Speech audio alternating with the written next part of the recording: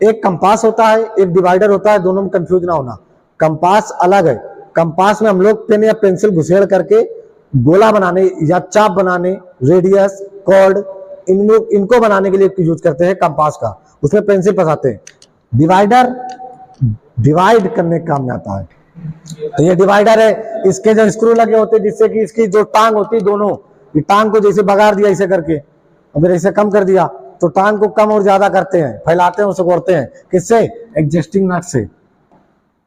ये जो लगा हुआ है ये, इससे एडजस्ट करते हैं इन दोनों लेग को। काम क्या होता है इसका यूज? जैसे मान लो हमारा यहाँ से यहाँ तक का कोई स्केल थी, उस स्केल पे कुछ mm ये बने हुए हैं। अब इस mm यहाँ से यहाँ तक का हमने इसमें क्या ले लिया, मान लो 15 mm इसमें हमने ले जाकर के दोनों नोक को, एक को 0 पे रखा, एक को यहाँ पे रखा, दोनों को 15 mm पे ले जाकर के सेट कर दिया। अब इसी को हमें किसी जॉब पर जाकर के मार्किंग करनी हो तो इसको ऐसे रखा, टांग दोनों को इधर उधर सेट कराया, सेट कर दिया। अब ये कितना mm हो रहेगा? 15 mm का रहेगा। इसको लेकर किसी जॉब पर वहां पर जाकर के या तो उसको मार्किंग कर दिया इस जगह, या फिर एक को रोक करके और इससे चाप लगा दिया। तो ये चाप भी बना सकते हैं किस पर? जॉब पर स्क्रैच करके, हल्का सा खरोच करके, या फिर सर्कल भी बना सकते हैं। तो ये हो गया डिवाइडर का। ये देखिए ये डिवाइडर है, हमने कुछ mm इसमें साइज में इसको सेट कर लिया था, ठीक है, 15 mm 20 mm का जितना भी हमें चाप लगाना था। तो एक जगह हमने मार्किंग करके एक इसके लेग को रोका, दूसरे लेग से इस पे चाप या जो ब्रथ है, सर्कल है, उसको हम लोग लगा सकते हैं। तो इस प्रकार से डिवाइडर का यूज करते हैं ड्राइंग में। अगला नंबर है फ्रेंच कर्व।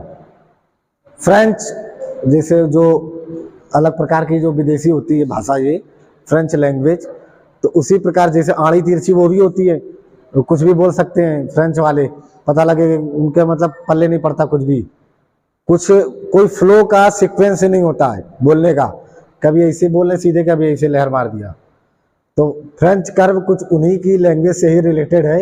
होता क्या इसमें, फ्रेंच कर्व में ये एक प्रकार का एक ऐसा टेम्पलेट होता है, फ्रेंच कर्व को टेम्पलेट भी बोल सकते हैं, ढांचा होता है जिसके जरिए हम लोग, जिसकी सहायता से कोई भी कठिन डिजाइन, हल्का सा चाहे एलिप्स बनाना हो, जैसे बचपन में देखा होगा आम का बना बनाया एक आता था, और उसको रखते थे हम लोग ऐसे, और ऐसे पेंसिल चला देते थे, बढ़िया मस्त एकदम भौकाली आम बन जाता था।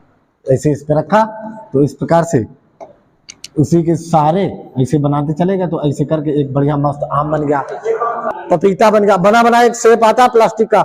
तो बस वही है ये फ्रेंच कर्व, और कुछ नहीं। हमें कैसी भी डिजाइन जो बनानी होती है, कठिन डिजाइनें जो होती है, उनको बनाने के लिए इन फ्रेंच कर्व या टेम्पलेट का यूज करते हैं। देखो यहाँ पे साइज दिया हुआ है इलिप्स का, 10 mm 20 mm 15 mm 10 25 mm 100 mm, ये इस प्रकार से। तो अलग अलग हम लोग प्रकार का यूज ना करके इन्हीं टेम्पलेट या फ्रेंच कर्व का यूज करके कोई भी कठिन जो इलिप्स होते हैं या दो कार्नर्स होते हैं, चाप होते हैं, उनको लगा सकते हैं। फ्रेंच कर्व है ये। तो इस प्रकार से जैसे ये चाप लगा लें, लेदर की कोई बेल्ट बना रहे हैं एकदम भौकाली तरीके से पर्स, तो उसको अब हमें इस प्रकार रेडियस में काटना है, तो पेंसिल से तो परफेक्ट इसमें मार नहीं सकते, डायरेक्ट हमने उठाया फ्रेंच कर्व रखा और उस प्रकार से उस पर कटिंग मारते हुए चले गए। तो ऐसे फ्रेंच कर्व का हम लोग यूज करते हैं, ठीक है। इसको आप लोग जानते होंगे कंपास प्रकार। अब इसमें क्या होता है कि अलग अलग साइज के प्रकार होते हैं, 25 से 50 होता है, 50 से 75 होता है, 75 से 100, मतलब अलग अलग साइज के जैसे मार्केट में जिस प्रकार से हमें डिमांड हो इसे ले सकते हैं कंपास में।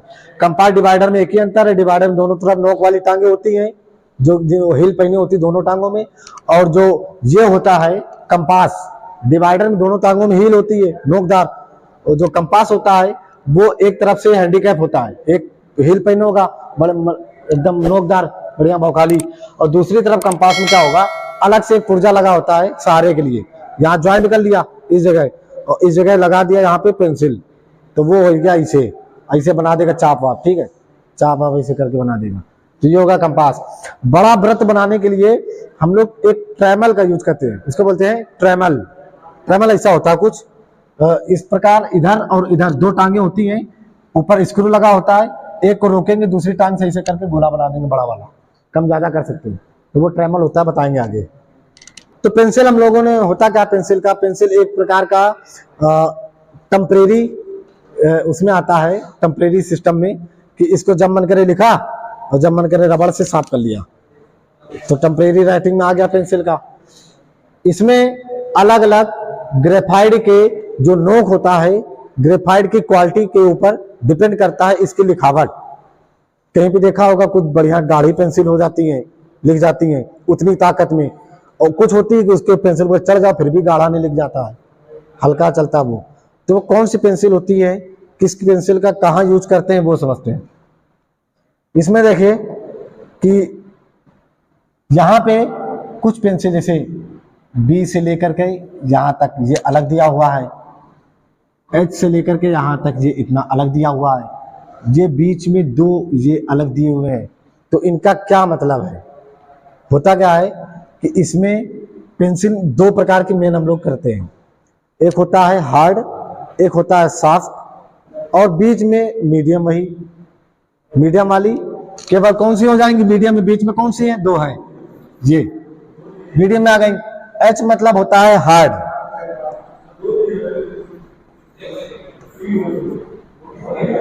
ये हार्ड हो गया, ये सॉफ्ट हो गई, ठीक है। इधर सॉफ्ट हो गया, इधर हार्ड हो गया, दो हो गया, इसमें बीच वाला मीडियम हो गया। एक बार अच्छे से समझना, याद हो जाएगा। गिनती जानते होंगे सब लोग, 1 2 3 4 5 6 7 8 इतना हमने लिख लिया, ठीक है। अब इस तरफ हम लोग बढ़ते हुए चले जा रहे हैं कि पहले एक एडिशन था, फिर 2 हुए, फिर 3 हुए, 4 हुए, 5 हुए, 6 हुए, करते करते 8 हो गए। तो पहले एक लड़का मतलब थोड़ा कमजोर था सिस्टम, फिर 2 आया और थोड़ा मजबूत हुआ। तो इसमें क्या हो गया, इसकी हार्डनेस बढ़ती जा रही कि नहीं, प्लस होती जा रही है हार्डनेस।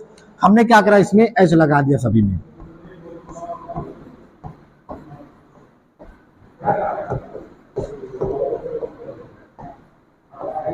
ये एच लगाते चले गए, तो ये हार्डनेस इसकी बढ़ती चली गई। जब कभी किसी पेंसिल की हार्डनेस मतलब उसका जो ग्रेफाइट होगा वो हार्ड होगा, तब उस जगह पेंसिल बिल्कुल लाइट चलेगी, एकदम हल्की। अब इसमें आप लोग खुद ही बता लोगे कि जो 1H वाली है वो ज्यादा हल्की चलेगी कि 6H वाली ज्यादा हल्की चलेगी। 6H की ज्यादा हल्की चलेगी, क्योंकि जितना हम इधर जाएंगे, जितना ज्यादा हार्डनेस बढ़ेगी उतना ज्यादा पेंसिल हल्की चलेगी, ठीक है। चाहे उस पेंसिल के ऊपर ऐसे उलट करके बैठ जाओ और फिर चलाओ उसको, फिर भी हल्की चलेगी, ठीक है। तो ग्रेफाइट पे डिपेंड करता है पेंसिल के गाढ़ापन और हल्कापन का। तो यहां से जब इस तरफ चलेंगे हार्डनेस बढ़ाने की तरफ, तब उस तरफ हार्डनेस जब बढ़ेगा तो पेंसिल हल्की चलेगी। अब इधर आते हैं, यहाँ पे हमने क्या काम करा, जैसे 1H था तो ये H है, इसको 1 मान लो, ये H है, ये 1 हो गया, ये 2 हो गया, ये 3 4 5 6 7 8 9 इस प्रकार से हो गई। जो H है 1H है, 1 हाइड कर दिया बस। अब इधर आता है B की तरफ, ऐसे ही इसमें भी है सेम, जैसे उसमें लिखा था ऐसे इसमें लिख दो, 1 2 3 4 5 6 इस प्रकार से। अब इधर B चलता हुआ चला आ रहा है, इधर हार्डनेस जा रही है, इधर B चलता हुआ चला जा रहा है, ये B लगाते हुए चले जा रहा है। जहां पे B रहेगा उस जगह बोल्ड या डार्क या